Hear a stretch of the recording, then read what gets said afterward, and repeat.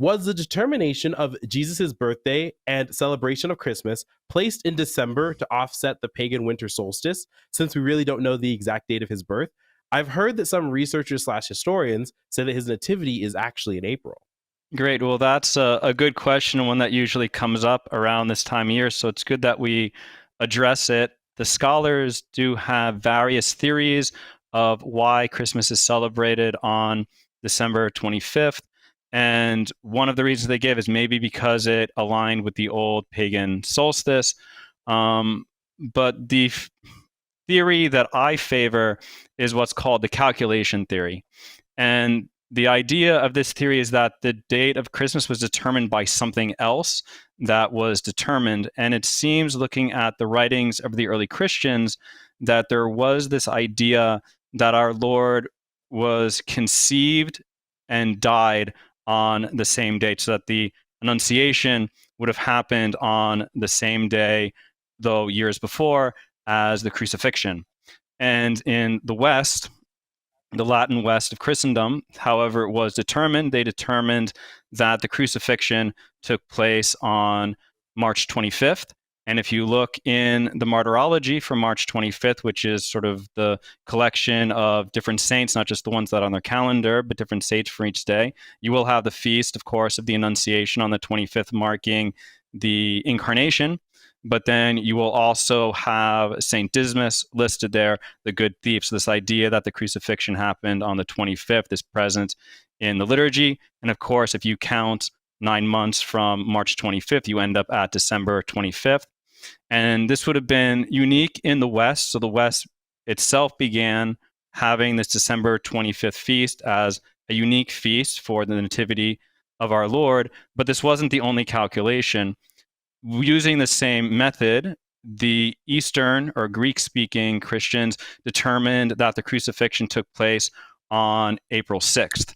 And if you count 9 months from April 6th, you end up on January 6th, and they had a feast that they called the Theophany, or the manifestation of God. And this would have included the Nativity. It would have included things like our Lord's baptism and other things. So you kind of had these two different feasts, one on December 25th in the West and one on January 6th in the East, both celebrating our Lord's Nativity.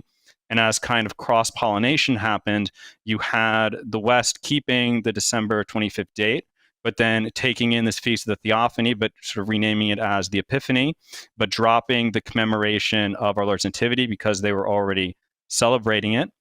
But then they were also commemorating on the Epiphany the arrival of the Magi, particularly in the West, as was emphasized, but also the Lord turning the water into wine and his baptism. And all of these are recounted in the office for the Epiphany, though the Mass focuses on the visitation of the Magi. And then later on the octave day of the Epiphany, we have the feast of the baptism. And then the following Sunday, the recounting of the Transfiguration. But then in the East, they would have adopted the 25th of December. And we even have a sermon from St. John Chrysostom talking about the first time they're keeping 25 December as Christmas in Constantinople. But then because of that, they would have stopped celebrating or commemorating the Nativity on the 6th of January, and would have probably adopted the 25th of March as the Feast of the Incarnation, the Feast of the Annunciation, as this cross-pollination happened. Now, it's interesting to note that there is a place where this did not happen, and that is with the Armenian Orthodox. So they're different from, say, the Greek Orthodox or the Roman Orthodox. They're part of what's called Oriental Orthodoxy, and they still keep the Feast of the Annunciation on the 7th of April, and they keep Christmas on the 6th of January. So they're sort of reflecting that earlier Eastern tradition. But again, there's sort of like these two traditions that kind of grew up separately and then commingled. Now, it might be that if you look at just your general calendar and you look at January 7th, it would say Orthodox Christmas. And this is where things can get a little confusing about different types of calendars, because originally when this date of 25 December was chosen, it was on the Julian calendar. But then later on, in order to adjust it to fix with the solstices, there was the Gregorian reform in the 1500s. And so now you end up having two December 25ths, one of the Gregorian calendar and the other in the Julian calendar, but they're still both technically December 25th. And then to make things even more complicated, you had the Reformed Julian calendar, which now aligns December 25th with Gregorian. So now you have sort of 3 December 25th. So you have December 25th Gregorian, December 25th Reformed Julian, and then December 25th original Julian, which is now in January according to the Gregorian calendar. And then the Armenians, they adopted the Gregorian calendar in the early 1900s for the most part, but they would still celebrate Christmas on January 7th or 6th or 7th.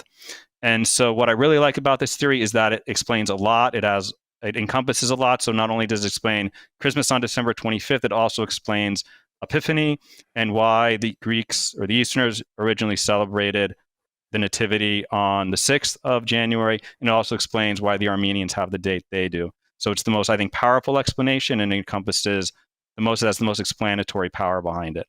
So that's the theory I would go with. Do you suppose, this might be just a little bit of speculation, but if reunification would happen, do you imagine that that'll have to take a conformity to December 25th? Or do you think because these traditions kind of developed in their respective ways that we could keep them separate that way?